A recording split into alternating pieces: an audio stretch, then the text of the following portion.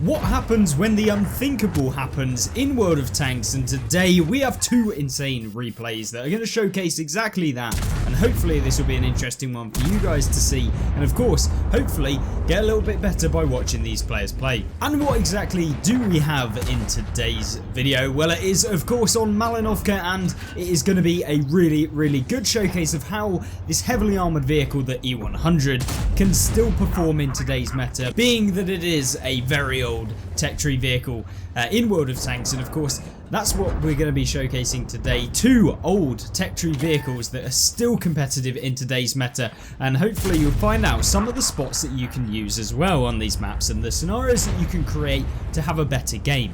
Now, what's crazy about this game is how the battle develops, and we are going to be seeing some insane things happening on both the friendly team and the opponent's team to allow this E100 to have the game of his life. And by game of his life it really is, and in fact is the highest damage that we'll see on the server currently on the What Replay site. So it is a really good showcase of how the E100 can still be competitive, albeit if you do get into the right sort of matchup, and if you do come up against players that obviously don't know the strengths and weaknesses of various different tanks like this one. Now, straight away you're seeing here a lovely APCR round from the Chieftain on the enemy team going straight through the turret of the E100. So he pulls back down the hill, doesn't want to poke a Chieftain. It's not going to end up very well, but luckily the Chieftain on the enemy team is kind of YOLOing in at this point and coming up close and personal in this position. Now, this position is a typical place that you'll see enemy vehicles push into,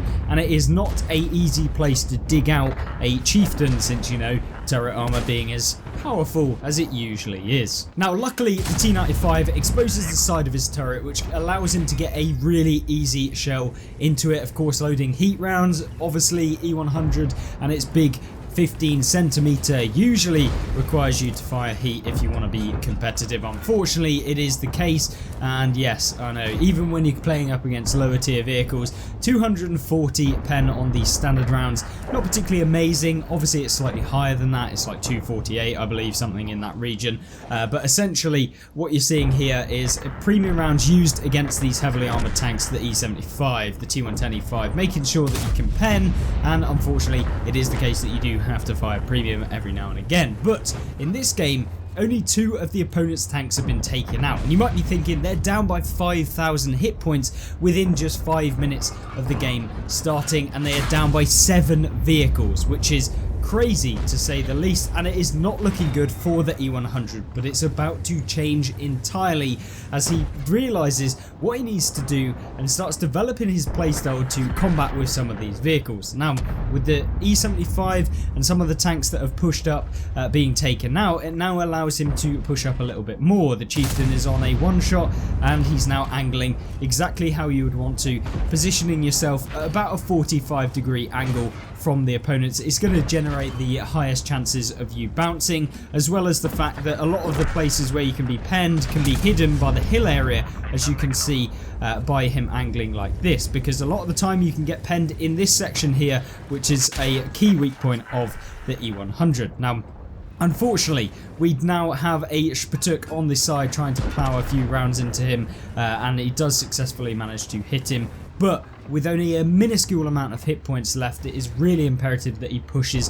towards the hill area so he can turn around and try and deal with some of those low tier and tier 9 vehicles that are trying to sausage sandwich him in the backside. So in this sort of game where you're pressured in this scenario, you have to push one side. If you do not push a side, if you do not make a decision as to what you're going to do, you're going to end up being forced into a scenario that the enemy team want. So being proactive in World of Tanks is going to be one of the best ways that you can improve the amount of damage that you can deal, and it seems very obvious, but of course when you're the one deciding where you're going to go and not the enemy team kind of forcing you into certain positions where you have to go, that is really what's going to change a game to the next level. And you'll see it all of the time, is that players will make a decision and then they stick by it. They are then kind of forcing the enemy team to abide by their rules rather than dealing with the rules that the kind of enemy team are deciding. Now, this is a terrible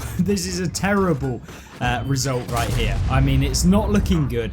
There is 7 vehicles on the enemy team still left alive, and when you're only on 40 hit points, it is looking dire, absolutely dire. But with the chieftain now pushing up and exposing the hull armor of that vehicle, he is gone. He's back in the garage, and oh crap, the Skoda T56 coming from the rear. Got to get this guy out, because if he doesn't get him out, all of the rest of the vehicles that are behind him, they're going to come up, they're going to deal with him. So you have to make that move as quickly as possible and hope that some of the faster vehicles aren't going to come up from behind you. And talking about faster vehicles, the CS manages to come up from behind, but he's quickly shut down. Fantastic. But now, having bounced 5,600 damage, he is pushing towards the Skoda T56. He bounces 1, there's still 1 more shell left on him, and he plows 1 into the Skoda, finishing half of the hit points of that tier 8 heavy tank out. But there's someone in the cap circle, so that is pressuring this game heavily, and that is going to be one thing that you have to note. Now, he baits the Skoda into trying to advance. He's angling towards the other side, since that's where the majority of the opponents are going to come from. He manages to snap a shot into the Skoda, so a lucky one there, but he's doing everything right. And you do, if you come into this scenario and you're up against 1 versus 8, you have to take those risks, otherwise the game just is, you're never going to win. If you continue to sit there and the Skoda's just waiting for you to actually hit him, you're not going to win, because the other tanks are just going to come, they're going to bottleneck you, and they're essentially all going to just plow around the side of you, and then they're going to just basically rinse you of all your hit points. Now, with the Char Future 4 on the enemy team pushing him, and with someone in the cap, it is looking like it's a fat L.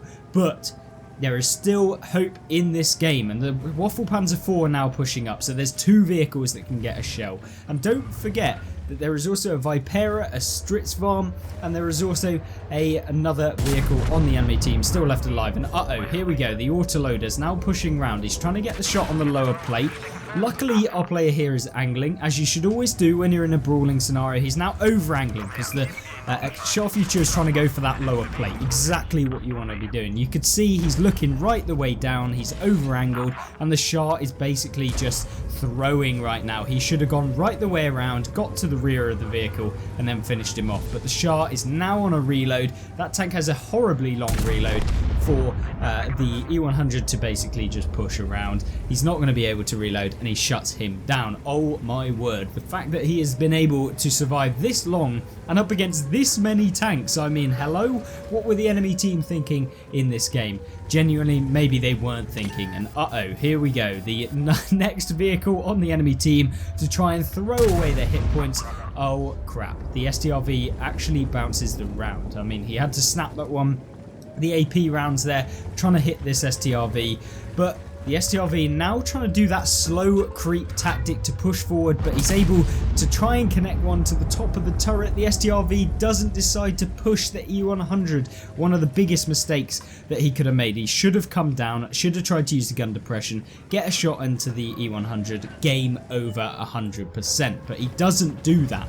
For some unbeknownst reason, I have no idea, but instead he sits back, he pulls back, allows the E100 to get another shell, which unfortunately doesn't pen. He was trying to go for the lower plate, but ends up hitting that angled upper plate, unfortunately, and now it is looking horrible, absolutely horrible. And the STRV here still trying to poke. He's angling his turret to avoid the shell being able to be easily penned. The STRV goes for the shot, and he is gone too, along with the majority of the rest of his team who have tried to test the E100. But there are still 2 tanks left alive, a Spatuk and a Vipera. The Vipera is the one that is sat here. Can he get the shell? He can. Oh my word, he manages to finish off the next tank, but the Spatuk has been in the cap circle for 3.5 minutes and wins the game. If I was on the enemy team, I'd have been triggered that the Spatuk was in the cap circle. But for this one, I think it was the correct play, and the E100 is just surrounded by a swath of enemy vehicles. I mean, what is this? This is just disgusting. It's unthinkable, and the fact he managed to almost pull a 1 versus 8 and instead only a 1 versus 7, and I'm sure he would have been able to finish off the Spartuk as well. But a ridiculous, and I mean ridiculous, result for the E100. And if one crazy replay wasn't enough, we have another insane replay in, of course, the tier 9 tank destroyer, the T95, and this Doom Turtle replay is one of an insane proportion where we're going to see crazy amounts of damage as well as a super unthinkable end. And of course, we're going to have a look at this one and see exactly how the T95 can be played. And what better way to start than to flick onto an M5Y, finish him off straight away from the beginning, pushing into this location here, as you can see, and being able to force the enemy's hand and push towards the Progetto 66, the heavy tank on the enemy team. And of course, this Progetto is about to find out what the power of the American TDs can do. And of course, the 750 alpha that this tank has, ploughing at least 1 round, and is capable of now finishing him off for the next amount of hit points that the Progetto has left. And he is definitely butthurt right now, and he's going to be sent back to the garage to complain about that butthurt in just a second. But moving forward, the T95 on the enemy team. It's the Battle of the Giants, or at least Battle of the Slow Boys. And you can see T95 manages to hit the lower plate, unfortunately, and that means at least a quarter / a third of his health is already gone. But that health is going to become really important as we move towards the later game. Now, where we're seeing the T95 here, he is of course in a pretty decent spot to counter the T95, but of course you have to be very wary when coming into this spot, because there are 2 places you can really be farmed from, and that is of course the top of the hill if they manage to come from behind you and get shots down onto the top of you, but most importantly this area over here on the map where tanks can actually camp in their base, get side shots onto you, as well as the fact that they can come from here. And if they push the town and they beat the Type 5 and the AE, they can come from behind you as well. So you've got to be very aware when you're playing the T95, since if you don't kind of move or preempt what the enemy team are going to do, you are going to get finished off very quickly. Now, the T95 knows how dangerous things like the T110E3 are going to be, the top tier daddy of the T95, and so he pre-aims the corner where the E3 is most likely going to push towards the Type 5 on his team, and that allows him to get a free shot of damage. The E3 then bounces, which is a big mistake from him,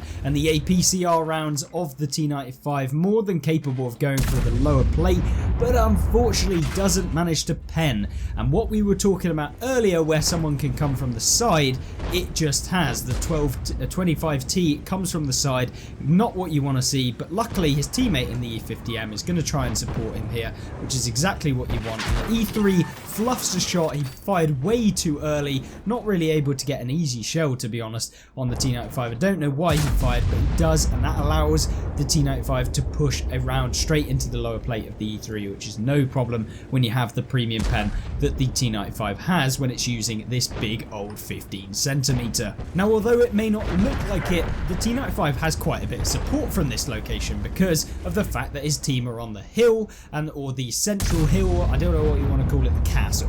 When they're up there, they're going to be able to at least provide support and get some shots of damage on the people that are going to be poking you from over here, and they're going to protect you from anyone that might be in the base. So this is a really nice spot when you're in the T95, and it's more happenstance than maybe, if the enemy team did take the hill, this would not be anywhere near as good of a game, as they could come from behind and they can proxy you from the hill, which is going to allow them to preempt what you're going to do. But luckily they don't, and so he's able to play from this location, and if not, he would have had to have moved. Now, once again, the E3 does actually make the misplay of pulling back and allows the T95 to land a free shot of damage onto that lower plate once again.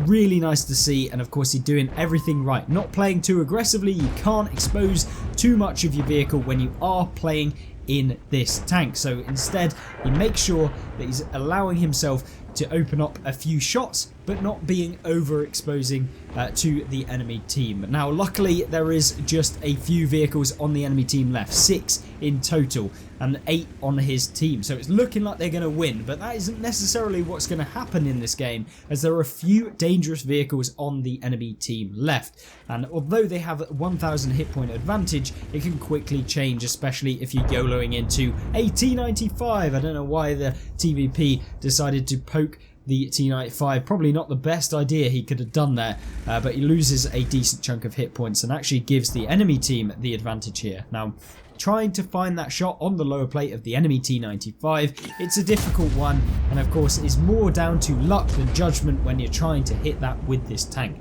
Now, unfortunately, the luck wasn't on his side. The RNG casino wasn't actually providing the bills in today's video, and yeah, really annoying to see, but luckily he does manage to slot up and win on that cash machine, and of course lands a shell into the T54 lightweight, exactly what you want to do. Now, in this sort of position, and when you're trying to think of what you need to do, I would always be thinking about this T95. He is the one tank that is going to be a pain in the backside for your team.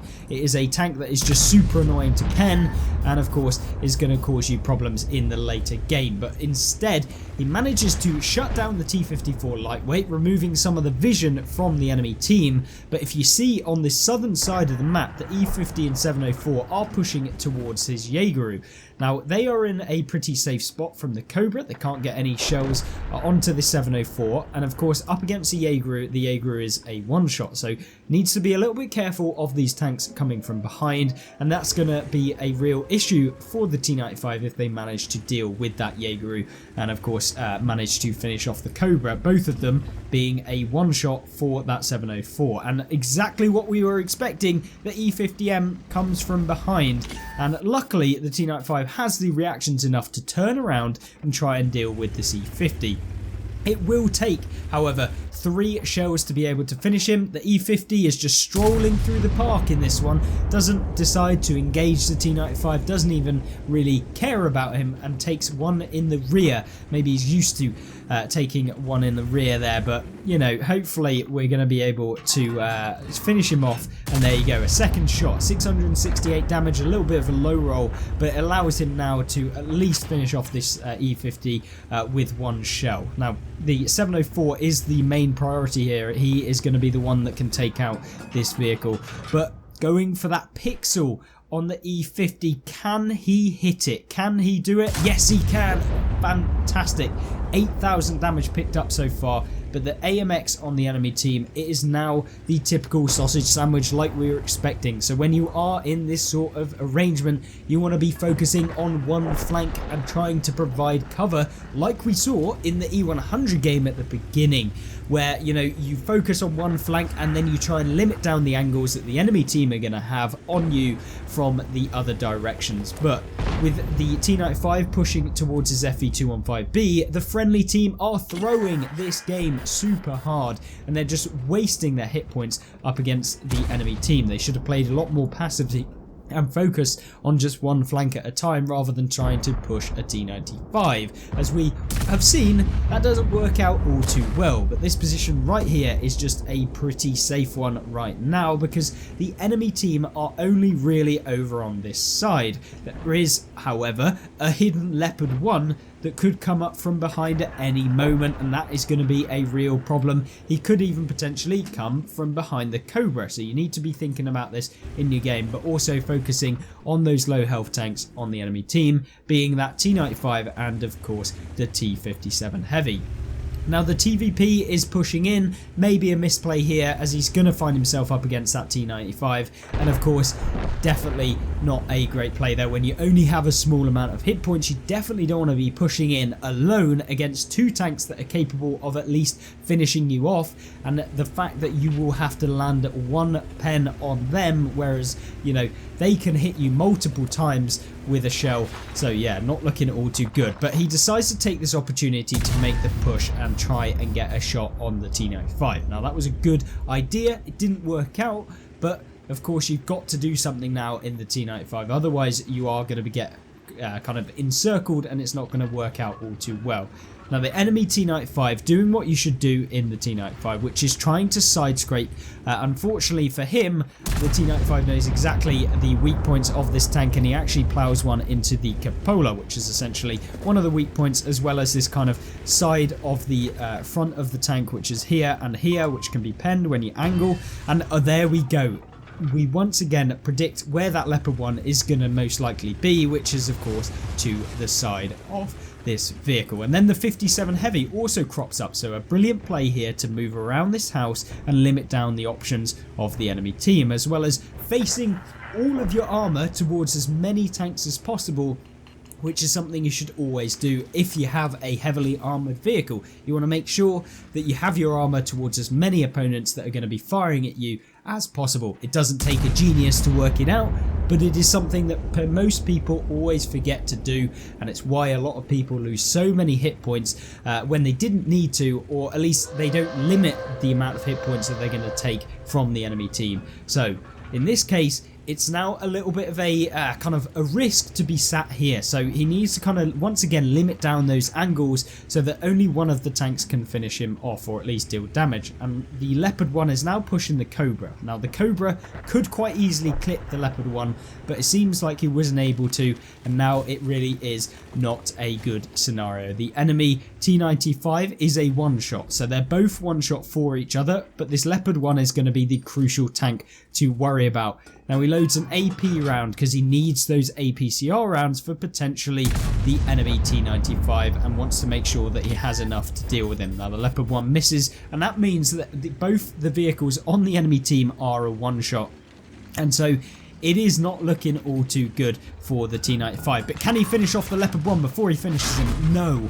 That would have been a perfect shot there, and would have allowed him to be a lot more kind of risk-free within this game, but he doesn't manage to do it. And with the T95 now pushing towards him, the Leopard 1 also coming over here, and only 45 seconds left on the clock. Something has to happen. Can the unthinkable happen? Can he deal with both of them within the 35 seconds he now has left? The Leopard 1 makes a move. He's coming round from the side. Can he deal with him? He's looking at the T95, since that's going to be the tank that is going to be the one that is most likely easily able to pen him and can finish him off. The Leopard 1 then manages to hit him, and it puts him on a one-shot. They are now one shot between them. Can he finish him off? Can he reload before the Leopard 1 manages to come around? Can he do it? Can he do it? Let's hope. And he low rolls by 45 damage, meaning that he doesn't finish off the Leopard 1, and the game ends up with him not being able to secure the damage at the end. And that really is a super shame, ending up with a draw. What a nightmare. Definitely an unthinkable challenge at the end, and a brilliant round from the T95 in this game. And hopefully this has been an interesting one for you to see both the E100 coming away with an inordinate amount of damage and almost winning, unfortunately, to Cap, and then this one being one of those where he picks up so much damage and yet again doesn't manage to clutch up the win. But yeah, hopefully you guys did enjoy. Of course, if you did, make sure to subscribe and let me know what you thought of this, and if you want me to do any specific tanks, let me know in the comment section down below. A positions guide will be coming soon, so stay tuned for that, and I'll see you there.